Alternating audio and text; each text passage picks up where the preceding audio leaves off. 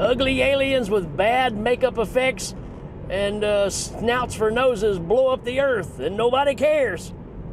All that and a whole lot more right here on Smoochy Boochy Movie Reviews. All right. Wait a minute, I hear something. Dr. Movie! Dr. Movie! Movie Reviews! Dr. Movie!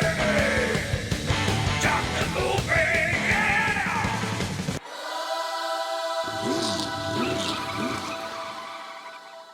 Hey everybody, welcome back to another episode of Dr. Movie. And where we talking about the creme de la creme of movies. Yeah, not really. But anywho, glad you decided to listen to this. If you haven't turned off by now, just wait. You know, you will eventually. Welcome back to the show where I'm covering just a list of Tubi movies that should not be seen by the public. I don't know. But anywho, we are diving into 1986 action sci-fi movie, Battle of the Lost Planet, or Battle for the Lost Planet, Battle for the Lost Planet, but it's also known as Galaxy, which doesn't make any sense. Even Battle for the Lost Planet don't make any sense.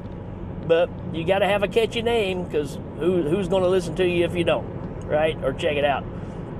Well, let's check out this synopsis here. A spy hijacks a space shuttle and sees aliens attack Earth before he flies away. Years later, he returns and sees the planet is controlled by the aliens. So you're taking, the whole Planet of the Apes scenario, except he comes back and the planet is in shambles, and that's what we're fighting for, is to kill the aliens? Sure, why not? It's got a 4.2 out of 10. What an odd rating. On IMDb. Directed by Brett Piper. What else has he done? This may explain some stuff. Zilla Foot, Outpost Earth, Queen Crab, The Dark Sleep, Halloween Night, Muckman, Bite Me, Screaming Dead, Moving Targets. So he's made a bunch of junk. That's basically what we're seeing here, and that would explain a lot. Let's see. I love that's the quick fact is it's directed by Brett Piper. I'm really kind of getting upset because I can't find the why to watch on this stuff anymore. And there may be a reason why. Anywho, Battle for the Lost Planet. I wanted to see a budget, because this movie has no budget. It is low brow. This is about as low of a production that you can get that I've seen. Well, I take that back. If you're shooting straight to video kind of stuff, which this may have been back in the day, it's very low budget. Let's see if I can pull that up real fast.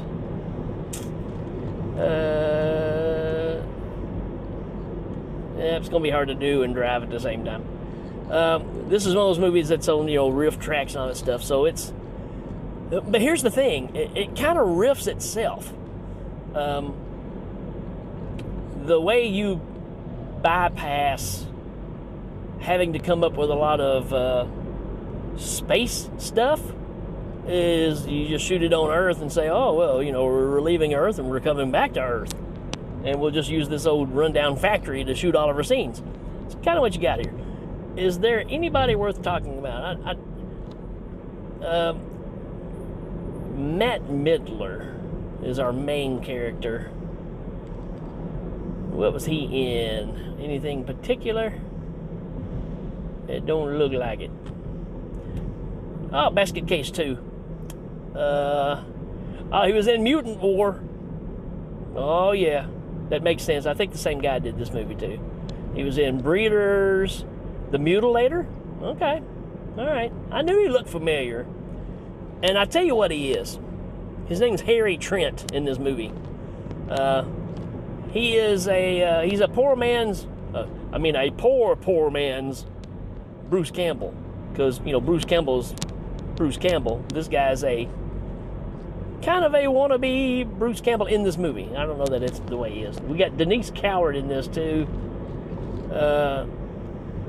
She has been in a bunch of crap too. So,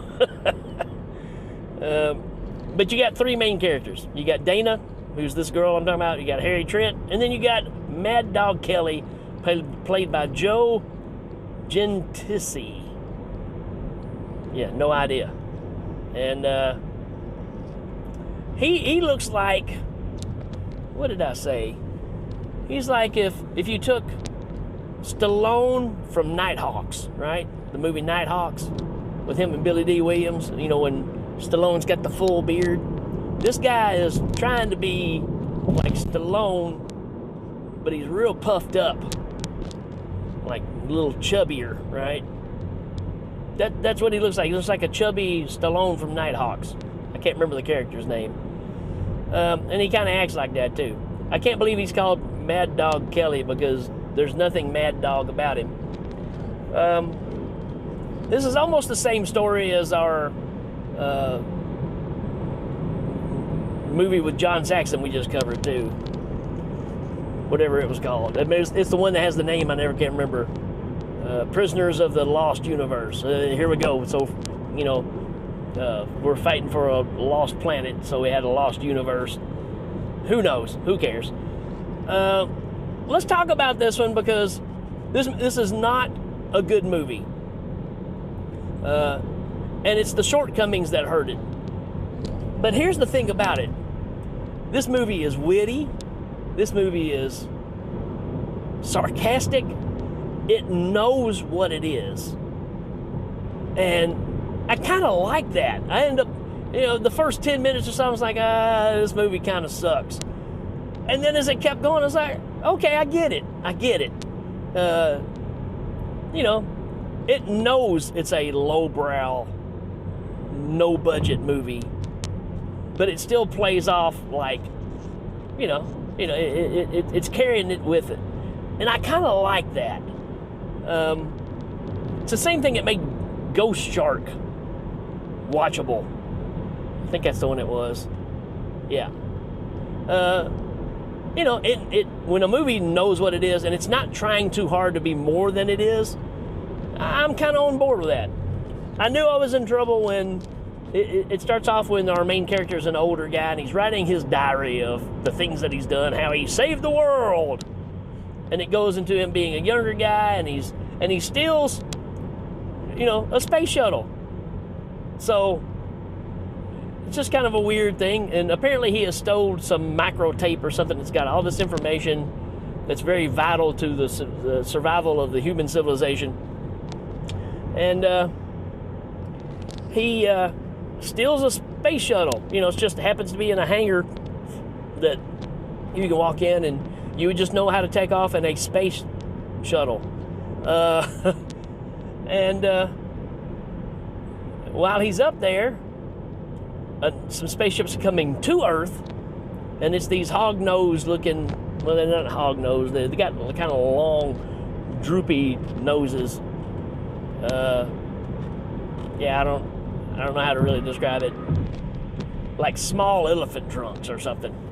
And the makeup is, they have masks on because they're not really aliens, I don't think. I don't know. But, hey, if you're going to do, facial makeup, you need to paint around your eyes so it kind of blends in, or that way you don't totally know that it's a mask. But anywho, that's just a shortcoming that's in this. The effects are absolutely terrible. They tried, but that's not what this movie's about. It's really not. But I knew I was in trouble when this guy he stays on a spaceship for several months just to stay away from the planet while it's being, destroyed and all the people being killed or whatever. And he rolls around on the floor of the space shuttle and it's got carpet. Now, I'm not the sharpest guy. I've never been to NASA. But I'm pretty sure that space shuttles don't have, you know, wall-to-wall carpet. So, again, you can tell they just shot it in a room, and he rolled around the carpet, even to kind of let you know that, yep, we know this is not the interior of a spaceship. I don't know if you've seen the movie Rocket Man, the Disney comedy movie, but maybe it owes a tip of the hat to this one, because he stays in that ship forever, and doesn't have a girlfriend or whatever, so he draws one on his pillow, and I'm afraid of what all happens to that pillow. He has pretty much just junked the place up.